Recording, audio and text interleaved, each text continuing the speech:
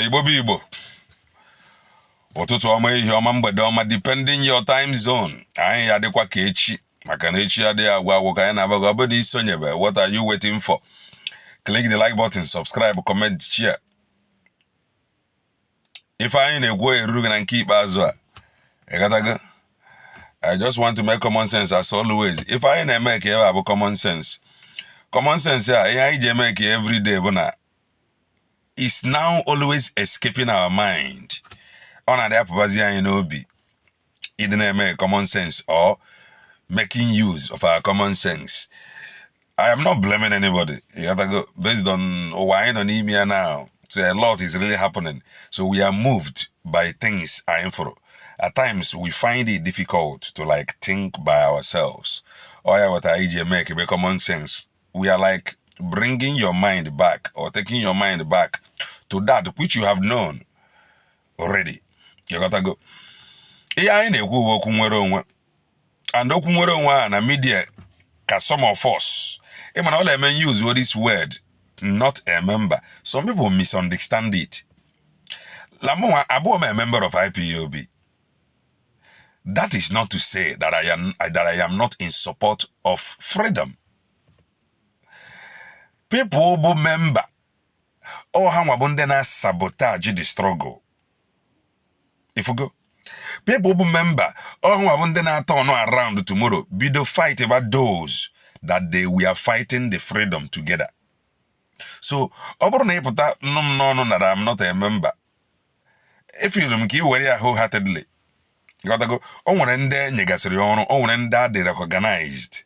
I don't necessarily to be an insider before me maka no insider say abunde na emaru. Or how abunde nwere ulterior motives. How you were join you? How abunde mere bunde na enyo ka ha fucha ife niile na the struggle. I think I have cleared myself on that. Okwu nwere onwe bu that is for benefit of everybody. Freedom or asking for freedom is for all benefit. That is benefit of everybody.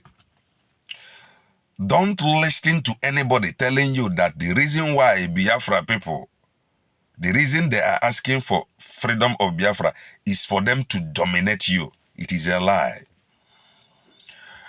Don't listen to anybody telling you that the reason why Biafra people is asking for freedom is for them to like take over your land or property. No, it is a lie. The reason why we are asking for freedom is for your own benefit. If you don't know before, know it now. How is it your benefit as a person? Be it Oduduwa, be it Arewa, be it Biafra.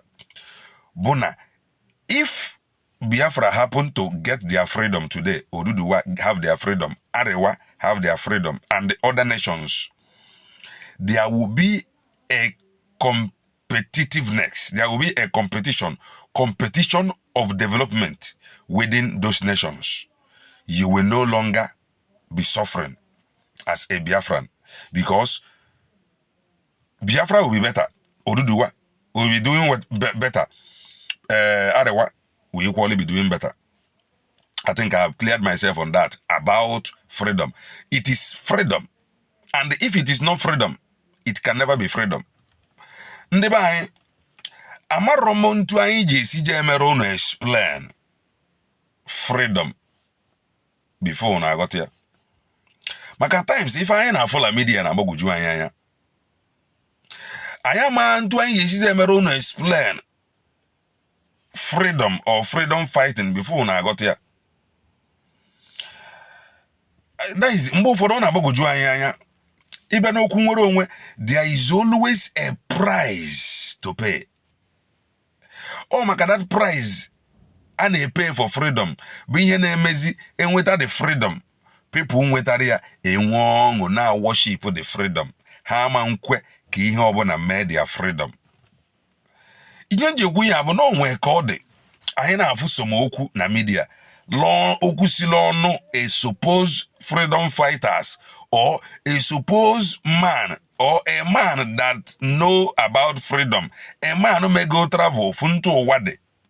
onwere ụdị okwu na-abụ ha na-ekwu mgbe ụfọdụ ọ na-agbagoju anya it is either na onye a riri amosu wee na-ekwu ụdị ife ọ na-ekwu with ụdị exposure ọ dịgoro or na onye a na ọ dịgo expose yet na brain ya adịghị arụ ọrụ. There is always a huge price to pay for the sake of freedom. Ya wetara everybody jijaja agba a freedom fighter. Ya wetara somebody like Maazị Ekpa jijija agba ebe ọbụla efuru ya ito ya. There is always a price to pay. Keke iji si na complain banyere sit at home. Sit at home bụ part of the price to pay. Lokwu nwere onwe a na-ekwu. Freedom anyị chọdịrị nwe na that is mgbe ụfọdụ tiri na ọ na-agharị m isi. Ị chọrọ ị na-arahụ ụra were ya nye gị. Just gwa m nnọọ ntụ ị chọrọ isi were nweta nwere onwe a. Ị makwa na sit at home a now. Ihe niile na problem ndị isi ojii nwere. Ị makwa na sit at home a na-abụ ihe ya bụ ọbụna onye ọbụla kwekọrịtara. Which na amakwara m na onye ọbụla ama nkwe o. It is normal. Sit at home abụ ihe ya bụ ọ bụrụ na onye ọbụla kwetara everywhere dị under lock and the key.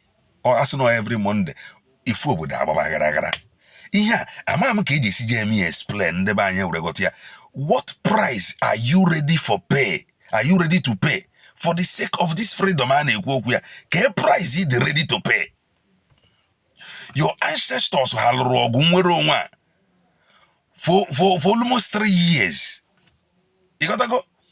What price in you want ready to pay for this freedom? Sit at home and abuyamba. Mbo for the thing about Guzumizi. Gent. It has that is only going to will be an hour now. On to the field on a hatch or everybody struggle. Okumoro Mazepaneku, only going to wear nickname or autopilot. Hear this. IPOB nke Mazepa autopilot. Autopilot was something that you have programmed not to stop until it gets to its destination. Or here can autopilot. IPOB is autopilot because IPOB was something that is programmed not to stop halfway until Omar achieve the freedom of Biafra. That is to say, like IPOB on its own, not autopilot. How can we explain autopilot, Kigotia, and the freedom? Freedom, the can one dime. You gotta go down. 1 year dime. Oja ibu, that is, Oman 1 year when we had dime and be easy, or Joe Hanjo, Obagotipu, Hamabama, men devon and be easy, or my hammer, Obagotafima, Bogotabo, Joe Hanjo. Freedom, the can one dime. Nambidi all like the afime or no Jorianjo at the towards the end. I don't know no like a or no bra or like it. Mana at the point of delivery, that is where the autopilot come in. At the point of delivery, the woman jano in labor. Yabona the baby ndonafo is already in autopilot because the baby Adigo due for delivery. The baby Adigo ready to come out. It is either that the baby burst through the stomach and they come out, or lemon operation, or na ammonia, if you forget now. So immediately the baby is ready to come out. It is either no but mamma for pota or lemon mamma operation. The baby apota or the baby la ammonia base among one normal. Ihabu the baby at the point of delivery abagol autopilot already. Ofwaho that pains the more than a gabiga autopilot, and that pains you must go through to give birth to your child. Pains in a gabiga now like sit at home as a mother. KKJ use common sense and never got here. Every pains you are going through now, as Onyibo, find the only Nime Bongo ne Kwoku freedom, Trumpota, pain somebody in a gabiga via sit at home.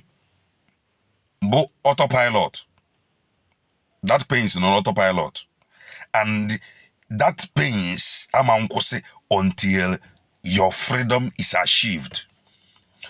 Onye ọbụla ama like ya, onye ọbụla ama support ya, onye ọbụla ama nti ya ọnụ, mana the truth bụ na there is always price to pay for everything. Jụọ ndị niile obodo ha dị developed. Their ancestors paid the ultimate price. Ha tara ahụhụ for years before he bidone enjoy now. What price are you ready to pay? L'okwu nwere onwe ha na-ekwu onye isi ojii. Kedu price ị nwere to pay? Ị na-agba sit at home mgba. Ị na-agba onye na-ekwu okwu freedom mgba. Ihe ejela anọ bụ there is always another way. Kemgbe esi ekwu okwu sit at home a, gbake na anyị another way, another means. Sit at home na afọ onye ọbụla ofu o. That is the truth. Every state ọbụla efere elemedi sit at home, it is paining everybody. Everybody. Ọma onye like ya. But that is the price you have to pay for the freedom. If not sit at home, ke ihe ọzọ jabụ. If not freedom, ke ihe ọzọ jabụ. That is the price you have to pay as an ordinary man, as an individual jabụ a member.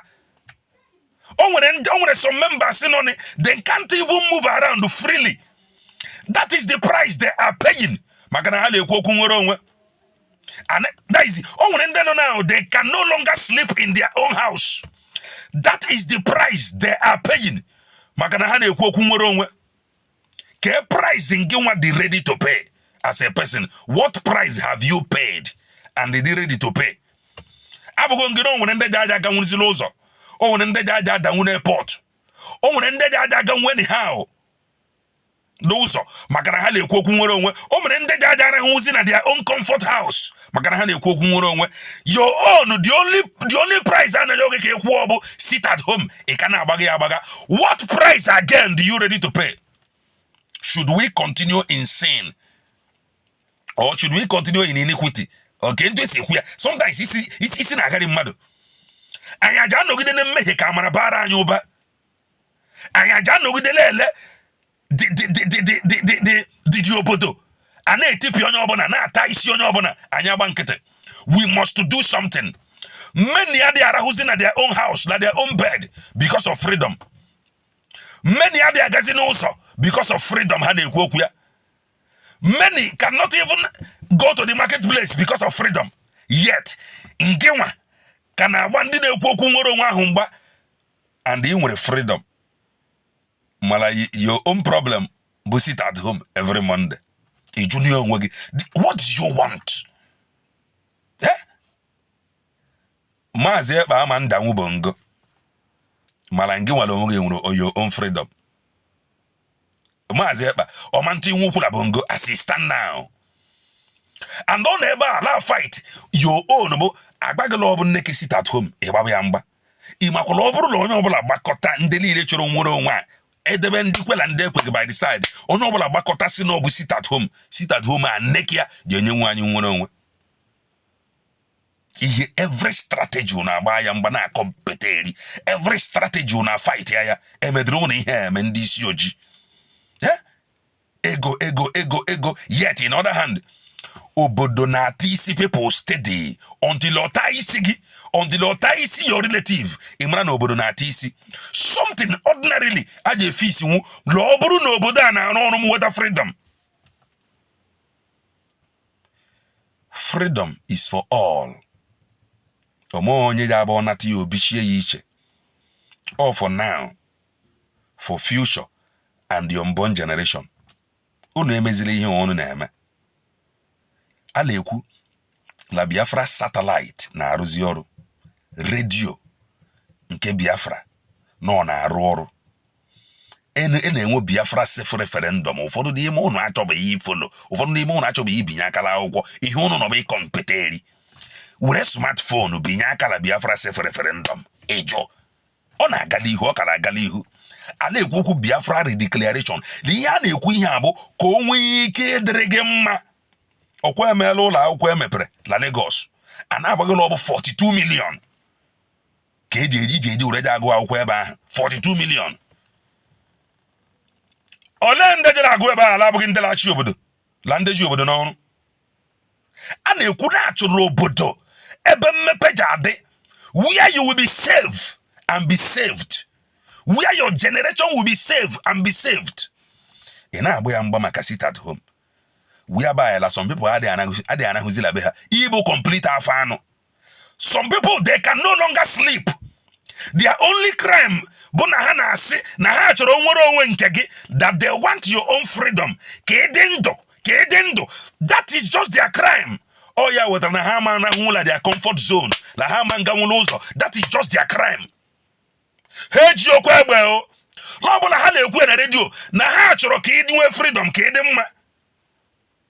Malange with your own freedom. I was able to sit at home. It's again able to sit at home that we are doing it to ourselves.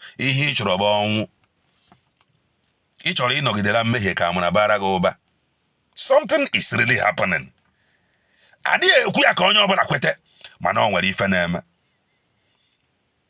May God give you understanding. That there are men that don't sleep in their house anymore. There are women that don't sleep in their houses anymore. Just because of asking for your own freedom. Yet, in free, Agbagi sit at home. We are doing ourselves. Pope and Walla.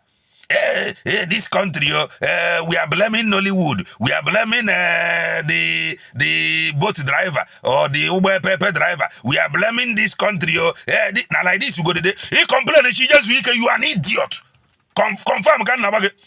Agbagi may sit at home or protest. Can we kill with good Uber Pepper? Can we kill with good boat?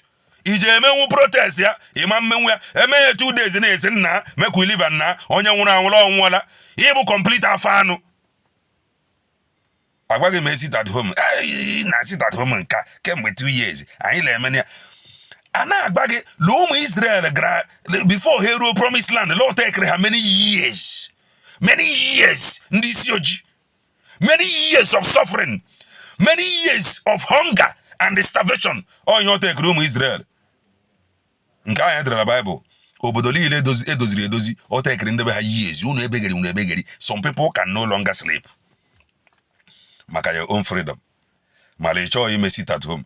Mana some people no la amụ. Some people ama mbatazi obodo bongo again. Some people ama nlazi bongo again until Biafra abịa. Ha nwa chọrọ ịbata mana the problem bụ na ha ama mbata nwusi la Biafra abịaghị.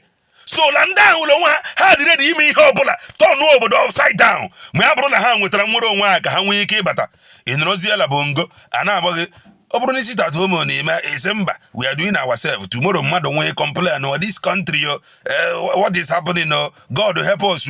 God is not going to help you. You must help yourself. Ka Chukwu nye gị understanding la eze chite oke abịa ma ise